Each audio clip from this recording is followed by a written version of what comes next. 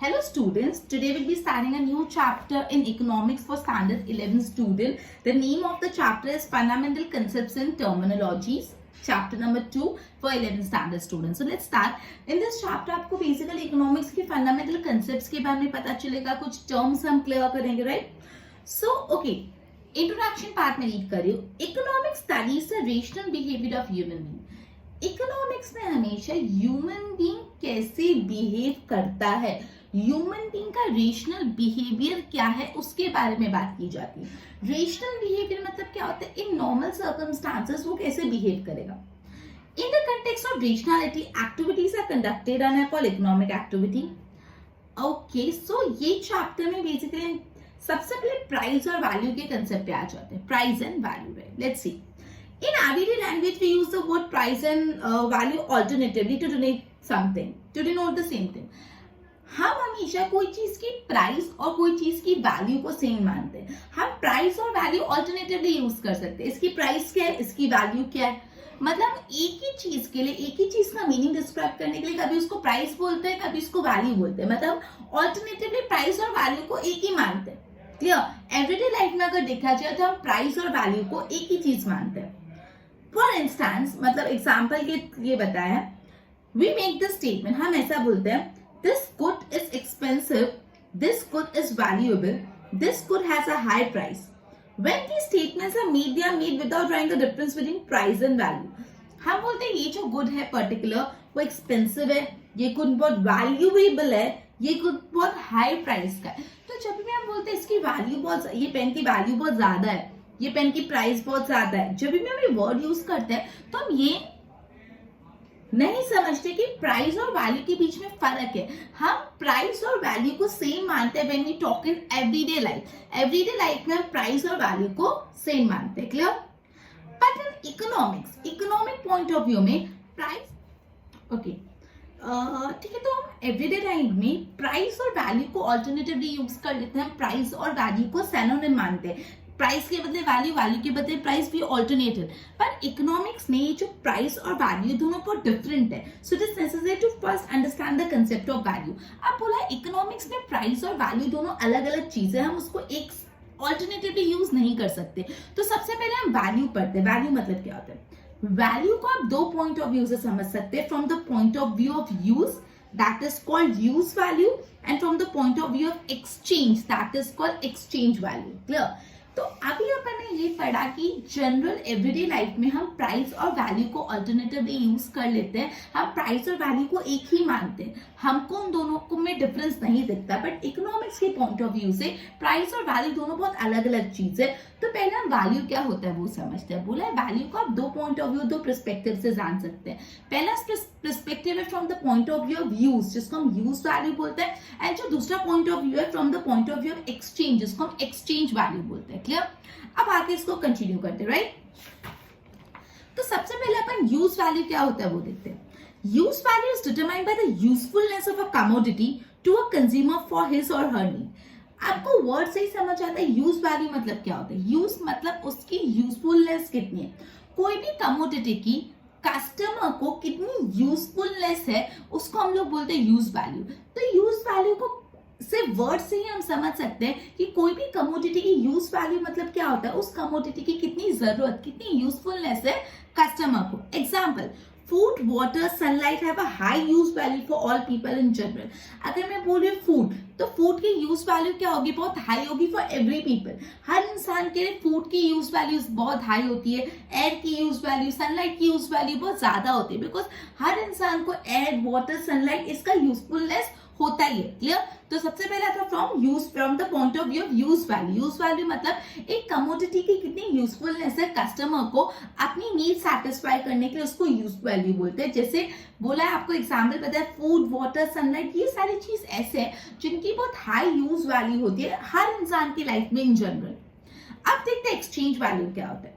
When the commodity or service is exchanged for another commodity or service, then the worth of one unit of this commodity is measured in terms of amount of other unit. Such worth is called exchange value. मतलब exchange value मतलब say for example, मैं ये pen किसी को दे रही हूँ और किसी से 4 पेंसिल ले रही हूँ. मैं ये एक पेन किसी को दे रही हूँ और किसी से 4 पेंसिल ले रही हूँ, तो ये एक पेन की एक्सचेंज वैल्यू कितनी है? ये पेन की एक्सचेंज वैल्यू है 4 पेंसिल, क्योंकि एक पेन के बदले मुझे 4 पेंसिल मिलने वाली।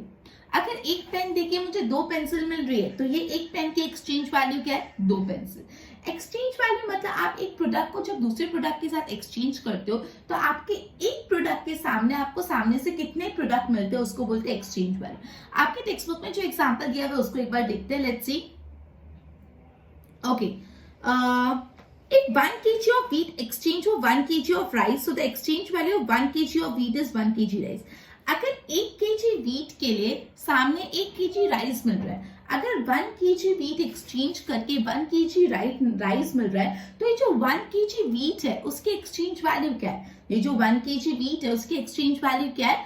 1 kg rice, because 1 kilo wheat देके 1 किलो राइस मिल रहा है, सो जो राइस की एक्सचेंज वैल्यू क्या, wheat की एक्सचेंज वैल्यू क्या? 1 किलो राइस। क्लियर? तो ये था यूज वैल्यू और एक्सचेंज वैल्यू। यूज वैल्यू मतलब एक कमोडिटी का कितना यूजफुलनेस है कस्टमर को अपनी नीड सेटिस्फाई करने के लिए। आपको टेक्स्ट बुक में बताया एयर, वाटर, सनलाइट, ये सारे ऐसे प्रोडक्ट है जिसकी जरूरत, जिसकी यूजफुलनेस बहुत हाई होती है in general to all the people. सारे लोगों को इसकी यूजफुलनेस ज्यादा होती है। क्लियर? एक्सचेंज वैल्यू में मतलब क्या? जब आप एक प्रोडक्ट को एक्सचेंज करें दूसरे प्रोडक्ट के लिए, तो अपना एक प्रोडक्ट देके आपको सामने से कितने दूसरे प्रोडक्ट मिल रहे हैं, उसको एक्सचेंज वैल्यू बोलते हैं। मैंने आपको बताया ये पेन अगर मैं किसी से एक्सचेंज करी और सामने से मुझे 4 पेंसिल मिल रही है, तो मेरी एक पेन के सामने 4 पेंसिल मिल रही है, तो मेरी एक पेन की एक्सचेंज वैल्यू क्या होगी? 4 पेंसिल। क्लियर? अब मैंने ये तो समझना है कि यूज वैल्यू और एक्सचेंज वैल्यू होता है कि अब इन दोनों के बीच का इंटर रिलेशनशिप समझना जरूरी है। So relationship between use value and exchange value, ध्यान से सुनना। Let's see, if a commodity is high use value, अगर एक कमोडिटी जिसकी यूज वैल्यू बहुत ज्यादा है, then it is not necessary से to have a high exchange value. क्या ऐसा जरूरी है कि कमोडिटी की जब यूज वैल्यू बहुत ज्यादा है तो उसकी एक्सचेंज वैल्यू भी ज्यादा होगी? नहीं, ऐसा जरूरी नहीं। ऐसा हो सकता है कि कोई कमोडिटी की यूज वैल्यू ज्यादा है लेकिन उसकी एक्सचेंज वैल्यू कम है। Clear? But if a commodity is high exchange value, then it surely has some use value. बात समझना, अगर एक कमोडिटी की यूज वैल्यू ज्यादा है तो जरूरी नहीं है कि उस कमोडिटी की एक्सचेंज वैल्यू भी ज्यादा, लेकिन अगर एक कमोडिटी की एक्सचेंज वैल्यू ज्यादा है तो उस कमोडिटी की यूज वैल्यू भी ज्यादा होगी। समझ रहे हो? मतलब यूज वैल्यू ज्यादा तो जरूरी नहीं है कि एक्सचेंज वैल्यू ज्यादा, लेकिन एक्सचेंज वैल्यू ज्यादा तो जरूरी है कि यूज वैल्यू ज्यादा। इसको लेट्स स्टडी आगे। Exchange value is determined by the scarcity of a resource in relation to its need. Okay, अब है ना, से फॉर एग्जाम्पल मैं एक पेन के बदले 4 पेंसिल ले रही हूँ, तो यहाँ पे पेन एक और पेंसिल 4 मिल रही है। क्यों? क्योंकि क्या पता पेन की स्कैर्सिटी हो, कि अगर अपन को किसी चीज की कमी होती है तो हम वो चीज देने के लिए अपना ज्यादा प्रोडक्ट देने को भी रेडी हो जाएंगे। से फॉर एग्जाम्पल मुझे राइस चाहिए, क्लियर? मुझे राइस की नीड है, मतलब मेरे पास राइस की स्कैर्सिटी है और मेरे पास से फॉर एग्जाम्पल 3 kg व्हीट पड़ा है।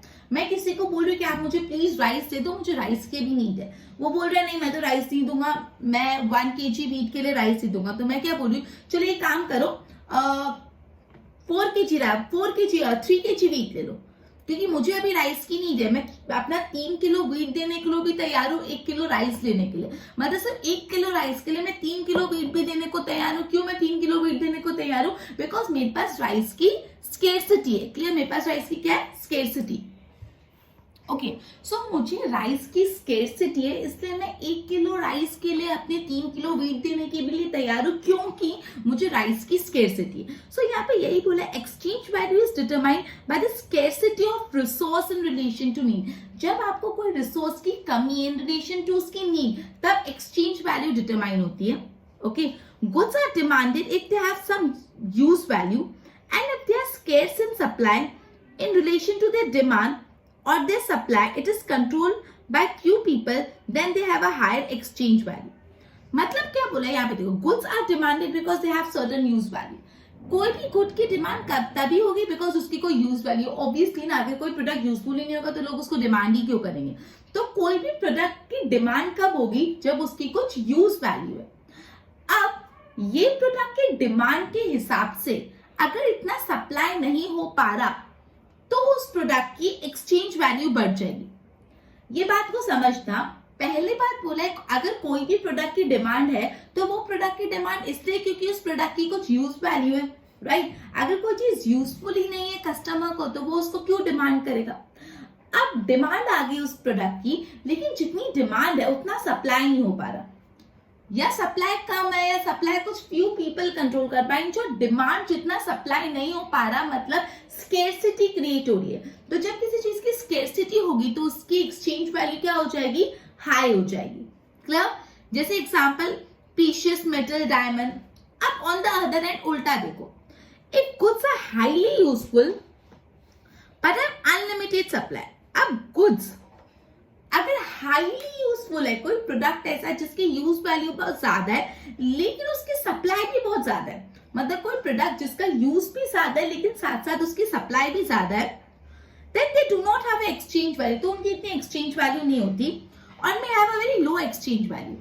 अब आपको उल्टा केस बोला है कि कोई प्रोडक्ट है जिसकी यूज वैल्यू बहुत हाई है, मतलब वो प्रोडक्ट बहुत ही ज्यादा यूजफुल है, लेकिन वो प्रोडक्ट का सप्लाई भी अनलिमिटेड है, मतलब बहुत ज्यादा सप्लाई हो रहा है। ऐसा नहीं है कि जितना डिमांड करे उतना सप्लाई नहीं हो पा रहा, मतलब सप्लाई अनलिमिटेड है। तो जब उसकी सप्लाई अनलिमिटेड है तो उसकी एक्सचेंज वैल्यू कंपैरेटिवली लो होगी। क्लियर। एग्जाम्पल, दो एयर एंड सनलाइट है हाई यूजफुलनेस सनलाइट। अब जो एयर और सनलाइट है उसकी बहुत यूजफुलनेस है, ऑब्वियसली एयर की यूज वैल्यू बहुत ज्यादा है, सनलाइट की यूजफुल वैल्यू बहुत ज्यादा है। Just a minute, they do not have exchange value as अब, लेकिन उसकी क्या एक्सचेंज वैल्यू। आप किसी को बोलोगे मैं आपको इतनी सनलाइट देता हूँ, मुझे सामने से इतने राइस दे दो, बोलेंगे नहीं भाई हमारे पास भी है सनलाइट। क्यों? क्योंकि सनलाइट अबंडेंस में उसकी सप्लाई बहुत ज्यादा है, जिससे उसकी एक्सचेंज वैल्यू है ही नहीं। क्लियर। ओके, तो यहाँ पे क्या समझा, मैं एक और बार क्लैरिफाई करूँ इसको। अगर समझ अच्छे से लोगे तो आप खुद भी फ्रेम करके लिखोगे ना तो चलेगा, अगर समझ नहीं होगा तो लर्न करने में it would be very difficult. वापस हम एक बार इतना कंप्लीट करके रिवीजन कराते हैं नेक्स्ट जो पॉइंट बाकी। In the earlier time even water was a good with a high use value but no exchange value. अब पुराने जमाने में जो वाटर है ना वो भी ऐसा गुड था जिसकी एक्सचेंज, जिसका यूज वैल्यू बहुत ज्यादा था लेकिन एक्सचेंज वैल्यू नहीं था, क्योंकि पानी बहुत यूजफुल है लेकिन उसकी सप्लाई था तो उसका एक्सचेंज वैल्यू नहीं है। लेकिन आज प्रेजेंट टाइम में पानी की अवेलेबिलिटी कम होती जा रही है in relation to its use, मतलब लोग बहुत ज्यादा पानी यूज कर रहे हैं, इसलिए पानी की अवेलेबिलिटी कम होती जा रही है। सो आज के टाइम में पानी की यूज वैल्यू भी है और उसकी एक्सचेंज वैल्यू भी है, क्योंकि पानी की कमी होती जा रही है। पिछले जमाने में पानी की कमी नहीं थी तो उसकी यूज वैल्यू थी लेकिन एक्सचेंज वैल्यू नहीं थी। क्लियर। ओके, ये पूरा जो यूज वैल्यू और एक्सचेंज वैल्यू का रिलेशनशिप है, एक और बार समझते हैं, पूरा अटेंशन यहाँ पे देना and try to understand it. It is a very simple easy concept. Clear. Let's study। बोले अगर कोई कमोडिटी है जिसकी यूज वैल्यू बहुत ज्यादा है, वापस सुनना, कोई कमोडिटी है जिसकी यूज वैल्यू बहुत ज्यादा है तो जरूरी नहीं है कि उसकी एक्सचेंज वैल्यू भी ज्यादा हो। सुनो, कोई कमोडिटी है जिसकी यूज वैल्यू बहुत ज्यादा है तो जरूरी नहीं है कि उसकी एक्सचेंज वैल्यू भी ज्यादा हो। कैसे, क्यों? एग्जाम्पल समझते हैं। सनलाइट है, सनलाइट बहुत, उसकी यूज वैल्यू बहुत ज्यादा है, ऑब्वियस ना, सनलाइट तो हर इंसान को चाहिए, लेकिन सनलाइट का सप्लाई भी बहुत अबंडेंस है, सनलाइट का सप्लाई भी बहुत अबंडेंस है, तो उसकी एक्सचेंज वैल्यू कुछ नहीं है। मतलब आप किसी से 1 किलो राइस लेने गए और आप उसको ऐसा बोल रहे हो, जस्ट अ मिनट, हाँ, और आप उसको ऐसा बोल रहे हो कि मैं आपको इतना सनलाइट देता हूँ, मुझे 1 किलो राइस दे दो, तो वो क्या बोलेगा, आप अपने पास अपनी सनलाइट रखो, we do have our own sunlight, हमको भी सनलाइट मिल रही है। क्यों? क्योंकि सनलाइट मेरे पास भी, इसके पास भी, सनलाइट अबंडेंस में, तो क्यों कोई सनलाइट के लिए आपको दूसरी चीज एक्सचेंज करेगा। तो यहाँ पे इस प्रोडक्ट का यूज वैल्यू तो बहुत हाई है लेकिन इसका एक्सचेंज वैल्यू कुछ नहीं है। सो ऐसे दूसरी कमोडिटीज भी है जिसके यूज वैल्यू हाई है लेकिन उसका सप्लाई मार्केट में बहुत ज्यादा है, इस वजह से या तो उसका एक्सचेंज वैल्यू है ही नहीं या तो उसका एक्सचेंज वैल्यू कम है। क्लियर। तो पहला बात बोला, अगर कोई कमोडिटी की यूज वैल्यू हाई है तो जरूरी नहीं है कि उसकी एक्सचेंज वैल्यू भी हाई हो। ऐसा कब होता है? ऐसा तब होता है कि जब उस कमोडिटी की सप्लाई मार्केट में बहुत ज्यादा हो। जब सप्लाई ज्यादा है तो उसकी एक्सचेंज वैल्यू कम होता है। उल्टा सिनेरियो देखते हैं, but if the commodity have high exchange value then it surely have some use value. बोले लेकिन अगर कोई कमोडिटी की एक्सचेंज वैल्यू ज्यादा है तो पक्का उसकी यूज वैल्यू का। कैसे? कोई कमोडिटी की एक्सचेंज वैल्यू ज्यादा है मतलब उसकी सप्लाई कम है, कोई कमोडिटी की एक्सचेंज वैल्यू ज्यादा है मतलब मार्केट में उसकी सप्लाई कम है, लोगों के पास उस चीज की स्केर्सिटी है। लोगों के पास उस चीज की स्केर्सिटी तो लोगों को उसकी जरूरत है, इसलिए तो कमी है, इसलिए उसकी यूज वैल्यू ज्यादा। जैसे आपको बताया कि से फॉर एग्जांपल कुछ प्रीशियस मेटल्स है, राइट, से फॉर एग्जांपल कुछ प्रीशियस मेटल्स है जैसे डायमंड्स एंड ऑल, ओके। अब लोगों को उसका यूज है ऑब्वियसली, तो उसकी डिमांड होगी, लेकिन इतना अगर सप्लाई नहीं हो पा रहा तो क्या हो पाएगा, उसका यूज वैल्यू तो है लेकिन एक्सचेंज वैल्यू ज्यादा है क्योंकि उसकी सप्लाई कम। ओके, जैसे इनिशियली जैसे we all know that we are going through a pandemic, Corona आया था, so at that point of the time sanitizer का डिमांड बहुत ज्यादा हो गया था, लेकिन उसका इतना सप्लाई नहीं हो पा रहा था। तो सैनिटाइजर यूजफुल है, ऑब्वियसली सैनिटाइजर की यूज वैल्यू थी, लेकिन उसका डिमांड बहुत ज्यादा थी और सप्लाई उतना फुलफिल नहीं होता, मतलब सैनिटाइजर की कमी थी। तो उस टाइम पे एक सैनिटाइजर के सामने हमको बहुत सारी चीजें देनी पड़ती है अगर बार्टर सिस्टम होता तो यहाँ पे उसका सप्लाई कम था, इसलिए उसकी एक्सचेंज वैल्यू ज्यादा थी। उसकी एक्सचेंज वैल्यू क्यों ज्यादा है, क्योंकि उसका सप्लाई कम था। उसका सप्लाई कम क्यों था, क्योंकि उसकी डिमांड ज्यादा। उसकी डिमांड क्यों ज्यादा है, क्योंकि वो गुड यूजफुल है, मतलब उसकी कोई यूज वैल्यू है। तो ये पूरा कंसेप्ट अपन ने पढ़ा कि जब कोई प्रोडक्ट का यूज वैल्यू ज्यादा हो तो जरूरी नहीं है कि उसका एक्सचेंज वैल्यू भी हाई हो, लेकिन अगर कोई प्रोडक्ट का एक्सचेंज वैल्यू ज्यादा है तो उसका कुछ यूज वैल्यू होता है। ये मैंने आपको एग्जाम्पल के थ्रू बहुत अच्छे से एक्सप्लेन कर लिया और आपको ये बोला है कि पहले अर्लियर टाइम्स में पानी बहुत ज्यादा अवेलेबल होता था, सो पानी का यूज वैल्यू ज्यादा था बिकॉज सबको पानी चाहिए, लेकिन उसका एक्सचेंज वैल्यू नहीं होता था क्योंकि पानी बहुत अबंडेंस में अवेलेबल था, वाटर अवेलेबल था, तो उसका एक्सचेंज वैल्यू कुछ होता नहीं था। लेकिन अभी प्रेजेंट सिचुएशन ऐसी आ गई है, ऐसा आ गया है कि वाटर की अवेलेबिलिटी कम होती जा रही है as compare to is use. तो यूज तो है पानी का अभी भी, तो उसकी यूज वैल्यू तो है, लेकिन पानी की कमी होती जा रही है, मतलब उतना सप्लाई पानी नहीं हो पा रहा है, इसलिए पानी का एक्सचेंज वैल्यू भी बढ़ गया। क्लियर? ओके, सो ये बात तो आपको क्लियर होगी होगी। यूज वैल्यू डिटरमाइन होता है कोई प्रोडक्ट कितना जरूरी है, यूजफुल है, और एक्सचेंज वैल्यू डिटरमाइन होता है कोई प्रोडक्ट की अगर सप्लाई कम है तो उसका एक्सचेंज वैल्यू ज्यादा, कोई प्रोडक्ट की सप्लाई ज्यादा है तो उसका एक्सचेंज वैल्यू कम। तो ये अपन ने पूरा वैल्यू का कंसेप्ट पढ़ा। In economic, use of word value is usually in context of exchange value of commodity. Thus, value means the worth of one unit of commodity in terms of another. बोला economics में जब भी word value use किया वो usually exchange value को denote करने के लिए होता है। क्लियर? अब पढ़ते हैं प्राइस क्या होता है। वैल्यू तो अपन समझ गए, प्राइस देखते हैं। If a commodity is exchanged for money, then such monetary exchanged value is called price. Value कब होती है? जब एक प्रोडक्ट को दूसरे प्रोडक्ट से एक्सचेंज करते हैं, लेकिन प्राइस कब होती है? जब एक प्रोडक्ट लेने के लिए आप कुछ मनी पेमेंट कर रहे हो, तो उस प्रोडक्ट को लेने के लिए आपने जो भी मॉनेटरी पेमेंट किया उसको बोलते हैं प्राइस। ये पेन को लेने के लिए से फॉर एग्जाम्पल मैंने 10 रुपीज पे किए, तो पेन की प्राइस कितनी है? पेन की प्राइस है 10 रुपीज। तो मतलब जब कोई प्रोडक्ट को परचेज करने के लिए यू नीड टू पे सम मॉनेटरी अमाउंट। अगर आपको कुछ मॉनेटरी एक्सचेंज वैल्यू देनी पड़ती है, इफ यू नीड टू पे सम मनी अमाउंट, तो उसको हम बोलते हैं, वो मॉनेटरी वैल्यू को बोलते हैं प्राइस। वैल्यू कब होता है? जब एक प्रोडक्ट के सामने दूसरा प्रोडक्ट एक्सचेंज होता है। और मनी का प्राइस कब होता है? जब प्रोडक्ट लेने के लिए यू नीड टू पे सम मॉनेटरी कंसिडरेशन। तो वो प्रोडक्ट के लिए आपने जितना भी मॉनेटरी कंसिडरेशन पे किया, that is price. Price means the exchange value of commodity but it is measured in terms of currency. मतलब प्राइस भी एक्सचेंज वैल्यू ही होता है कमोडिटी का, but it is measured in terms of money. ये pen खरीदने के लिए मैंने मेरे जेब से कितने रुपए दिए? 10 रुपए। तो ये पेन की प्राइस क्या होगी? 10 रुपए। So price is also exchange value but it is measured in terms of currency. Clear? तो ये दो कंसेप्ट अपन ने पढ़े। ये चैप्टर में अपन अलग अलग कंसेप्ट पढ़ने वाले हैं। अपन ने दो चैप्टर कंसेप्ट पढ़े, वैल्यू मतलब क्या होता है, प्राइस मतलब क्या होता है। डिटेलिंग में नहीं, जैसे एक क्रक्स इसका समझा तो वो ये समझे कि जो वैल्यू होता है वो एक प्रोडक्ट को जब दूसरे प्रोडक्ट के साथ एक्सचेंज होता है तब कैलकुलेट होता है, और प्राइस कब कैलकुलेट होता है या कब यूज होता है? जब एक प्रोडक्ट को खरीदने के लिए आप कोई मनी वैल्यू देते हो। क्लियर? अब अपन नेक्स्ट टर्मिनोलॉजी पे आते हैं, गुड्स और सर्विसेज। गुड्स और सर्विसेज में क्या फर्क है? Okay, goods commodity which are, अगर अपन नहीं भी स्टडी करें तो क्या होता है? गुड्स मतलब ये पेन है, ये पेन आपके लिए क्या गुड्स है? Because you can touch it. लेकिन अगर मैं आपको पढ़ा रही हूँ तो ये क्या दे रही हूँ? मैं सर्विस दे रही हूँ। आप कोई डॉक्टर के पास चलते हो, डॉक्टर आपको कोई गुड्स देता है?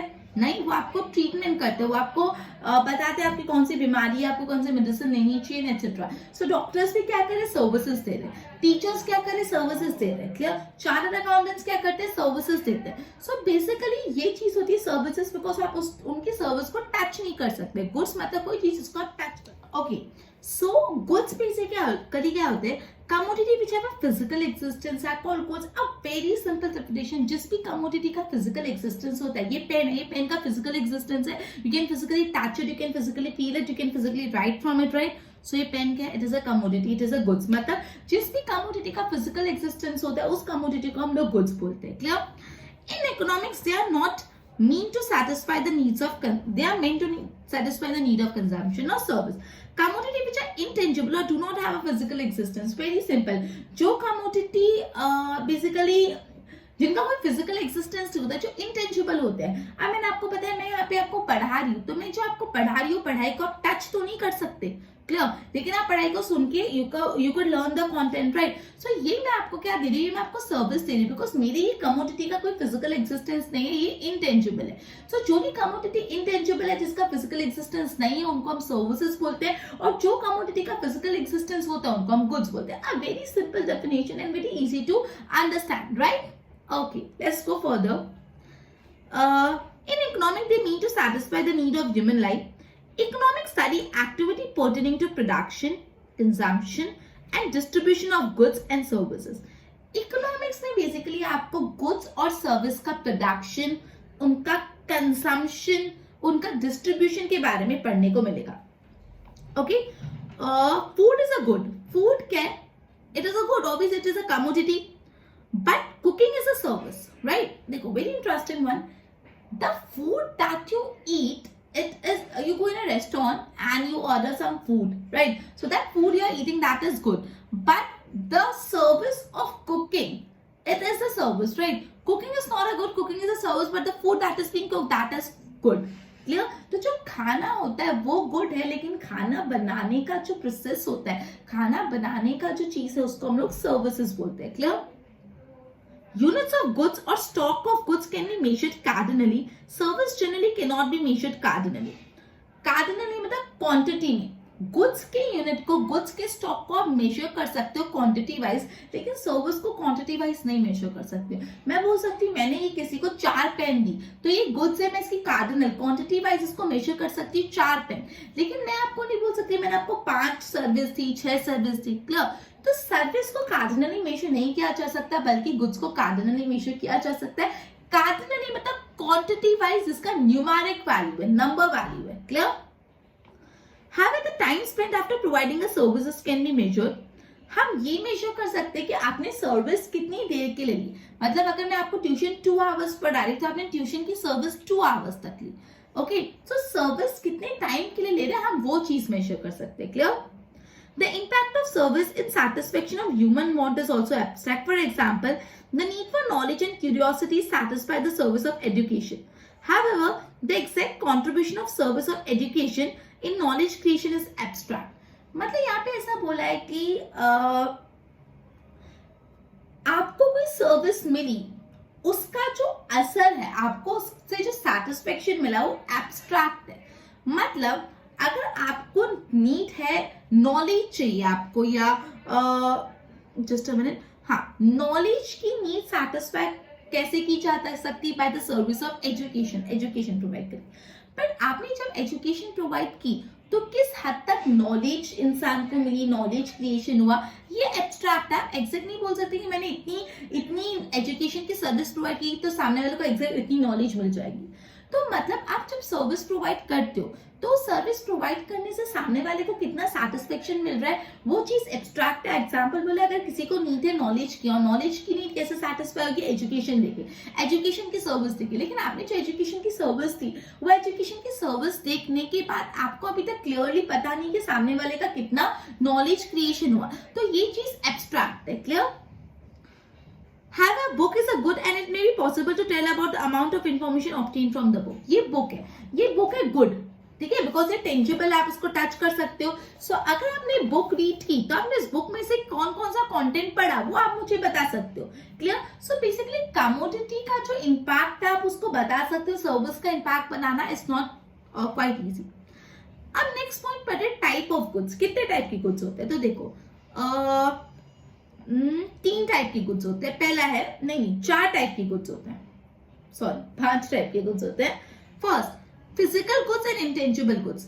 ओके, तो पहला गुड्स है tangible goods and intangible goods. पहला जो डिफरेंस है गुड्स के बीच में वो tangible goods and intangible goods. Tangible goods वो होते हैं जिस गुड्स को आप टच कर सकते हो. इंटेंजिबल गुड्स वो होते हैं जिस गुड्स को आप टच नहीं कर सकते. Let's read the content. Some goods are physical existing like bed, ball, television, refrigerator. मतलब कोई भी बॉल आप उसको टच कर पा रहे हो, पेन को टच कर पा रहे हो, बुक को टच कर रहे हो, घर पे टीवी को टच कर पा रहे हो. सो जो भी गुड्स का फिजिकल एक्सिस्टेंस है जिसको आप टच कर सकते हो वो है क्या बोलते हैं, फिजिकल गुड है, टेंजिबल गुड्स. और जिस गुड को आप टच नहीं कर पा रहे, whereas some goods do not have physical existence और आप उसको मेजर भी नहीं कर पा रहे, उसको बोलते हैं service. For example education, medical consultancy मतलब डॉक्टर के पास consultancy, rendition of music, cooking, ये सारी चीज को आप टच नहीं कर सकते तो ये इंटेंजिबल गुड्स हो गया. तो एक जो डिफरेंस है वो टेंजिबल गुड्स और दूसरा इंटेंजिबल गुड्स. सिंपल है, टेंजिबल गुड्स को आप फिजिकली टच कर सकते हो, उसको आप मेजर कर सकते हो कार्डिनली मतलब नंबर वाइज या क्वांटिटी वाइज बोल सकते हैं. लेकिन जो इंटेंजिबल गुड्स होता है आप उसको मेजर भी नहीं कर सकते और आप उसको फिजिकली टच भी नहीं कर सकते, जैसे cooking, education, medical consultancy. Clear. दूसरा नॉन इकोनॉमिक गुड्स और economic goods. Goods which do not command exchange value are called non-economic goods. ऐसे गुड्स जिसकी कोई एक्सचेंज वैल्यू ही नहीं होती वैसे गुड्स को बोला जाता है नॉन इकोनॉमिक गुड्स. क्लियर. ऐसे गुड्स जिसकी कोई भी एक्सचेंज वैल्यू ही नहीं है वैसे गुड्स को बोला जाता है non economic goods. Their abundant in supply and do not go through the economic process. मतलब ये जो गुड्स है ना उनकी सप्लाई बहुत ज्यादा है, आप उसको कितना भी यूज करना चाहो कर लो, वो लोग उसको कंज्यूम कर लेते हैं डायरेक्टली. जैसे सनलाइट हो गया, एयर हो गया, ये सब नॉन इकोनॉमिक गुड्स है. आपको जो सुबह उठते से वहां सनलाइट पर देखे वो इकोनॉमिक गुड्स है? नहीं, वो नॉन इकोनॉमिक गुड्स है बिकॉज उसकी कोई एक्सचेंज वैल्यू ही नहीं. तो सिंपल टर्म्स है, जो गुड्स की जीरो एक्सचेंज वैल्यू होती है वो गुड्स को हम नॉन इकोनॉमिक गुड्स बोलते हैं. आप उसको अबंडेंस में अवेलेबल है, आप डायरेक्टली कंज्यूम कर सकते हो जैसे सनलाइट और है. लेकिन जिस गुड्स की एक्सचेंज वैल्यू होती है इन द मार्केट उसको इकोनॉमिक गुड्स बोलते हैं. Obviously they command in the exchange. वो उनकी एक्सचेंज वैल्यू क्यों होती है? बिकॉज वो स्केयर है, वो लिमिटेड है, वो अबंडेंस में नहीं है. Clear. In relation to their demand and their supply can be controlled. Clear? So basically अपन ने पढ़ा नॉन इकोनॉमिक गुड्स और economic. So non economic goods वो होते हैं जिनका कोई एक्सचेंज वैल्यू नहीं होता क्योंकि वो अबंडेंस में अवेलेबल, उनकी सप्लाई अबंडेंस है. और इकोनॉमिक गुड्स वो होते हैं जिनका एक्सचेंज वैल्यू होता है क्योंकि उनकी डिमांड कम है कंपेयर टू वो उसकी सप्लाई कम है compare to its demand. Clear. तो ये था economic non economic goods. Next है ड्यूरेबल और पेरिशेबल गुड्स. ड्यूरेबल गुड्स वो होते हैं जो ज्यादा टाइम तक चलते हैं और पेरिशेबल गुड्स वो होते हैं जो जल्दी खराब हो जाते हैं. तो देखो, goods which come to market and can be durable or perishable. Durable goods can be used for a longer period of the time repeatedly. Durable goods जो होते हैं वो आप for a longer period of the time use कर सकते हो, continuously repetitively आप उसको यूज कर सकते हो for a longer period of the time. For example आपकी जो क्लोथ्स है, आपने आज एक शर्ट या टी शर्ट पहनी, वो आपने एक दिन पहन के खराब हो गई? नहीं, आप उसको 2-3 बार, 10 बार, 15 बार पर्सनल चॉइस के हिसाब से यूज कर सकते हो. आपकी शूज ड्यूरेबल है, एक बार पहन के छोड़ नहीं सकते. जो ड्यूरेबल कुछ होते हैं उनका use for longer period of the time आप उसको रेपिटेटिवली यूज कर सकते हो. क्लियर. जैसे रेफ्रिजरेटर हो गया, टीवी हो गया. आपने टीवी लिया, आपको ना टीवी लिया, कल दूसरा टीवी, परसों तीसरा टीवी, नहीं ना, टीवी लेते तो काफी साल तक वो चलता है, आप उसको रेपिटेटिवली यूज कर सकते हो. ड्यूरेबल मतलब जिसका यूज लंबे समय तक होता है. Perishable goods can not last for long time. Perishable ऐसे गुड्स होते हैं जो बहुत लंबे समय तक नहीं चलते, वो बहुत जल्दी खराब हो जाते हैं. ठीक है. And are consumable only once, और आप उसको एक ही बार कंज्यूम कर सकते हो. जैसे मिल्क है, आप आज दूध आया तो आप 10 दिन तक वही दूध तो नहीं यूज करोगे, और एक बार दूध कंज्यूम कर लिया, वो दूध यूज हो गया फिर खत्म. जैसे फ्रूट्स को आप बहुत लंबा तो नहीं यूज हो, पेरिशेबल बोलते हैं ना, फ्रूट्स खराब हो जाएंगे खा लो. क्लियर. क्यों ऐसा बोलते हैं? बिकॉज वो ज्यादा जल्दी खराब हो जाते हैं और आप इसको सिर्फ एक ही बार कंज्यूम कर सकते हो. तो सिंपल ड्यूरेबल गुड्स वो गुड्स होते हैं जिसको आप बहुत लंबे समय तक बार बार यूज कर सकते हो. पेरिशेबल गुड्स वो होते हैं जिसको आपको कम समय में यूज करना होता है, and that too only once. Durable goods का एग्जांपल आपके कपड़े, शूज, रेफ्रिजरेटर, टेलीविजन। ये ड्यूरेबल गुड्स आप इसको लंबे समय तक बार बार यूज कर सकते हो। टीवी एक बार देख के खत्म नहीं ना, टीवी आई आपने एक बार देखा और खत्म नहीं, बार बार देखते हो आप टीवी को, बार बार यूज करो टेलीविजन को। लेकिन पेरिशेबल गुड्स आप सिर्फ एक ही बार कंज्यूम कर सकते हैं और वो जल्दी खराब हो जाते हैं for a shorter period of the time, जैसे fruits, milk and so on. Clear. अब आता है private goods and public goods. तो देखो, private goods are goods which can be possessed owned by the individual person। मतलब private goods वो goods होते हैं जो एक इंडिविजुअल की ओनरशिप में होते हैं, मतलब उस पर्टिकुलर इंसान के ओनरशिप में होते हैं। ही और she take all the decision regarding that goods. जो कुछ प्राइवेट गुड्स होते हैं वो जिसकी प्रॉपर्टी होती है, प्राइवेट प्रॉपर्टी, वो उसके बारे में डिसीजन लेगा। This causes the characteristic of exclusivity. Okay, so basically अपन ने पढ़ा ड्यूरेबल गुड्स और पेरिशेबल गुड्स। नेक्स्ट है प्राइवेट गुड्स और पब्लिक गुड्स और कंज्यूमर गुड्स और प्रोड्यूसर गुड्स। वो टॉपिक अपन नेक्स्ट लेक्चर में पिकअप करेंगे। सो बेसिकली आज अपन ने फंडामेंटल कंसेप्ट्स एंड टर्मिनोलॉजी का चैप्टर स्टार्ट किया, जिसमें अपन ने अलग अलग चीजों को समझा। प्राइस गुड्स क्या होता है, सर्विसेज क्या होता है, और अपन ने टाइप ऑफ गुड्स में टेंजिबल गुड्स, इंटेंजिबल गुड्स समझा, economic goods, non economic goods समझा, ड्यूरेबल और पेरिशेबल गुड्स समझा, और बाकी के दो कंसेप्ट्स अपन नेक्स्ट चैप्टर में करेंगे। Till then good bye.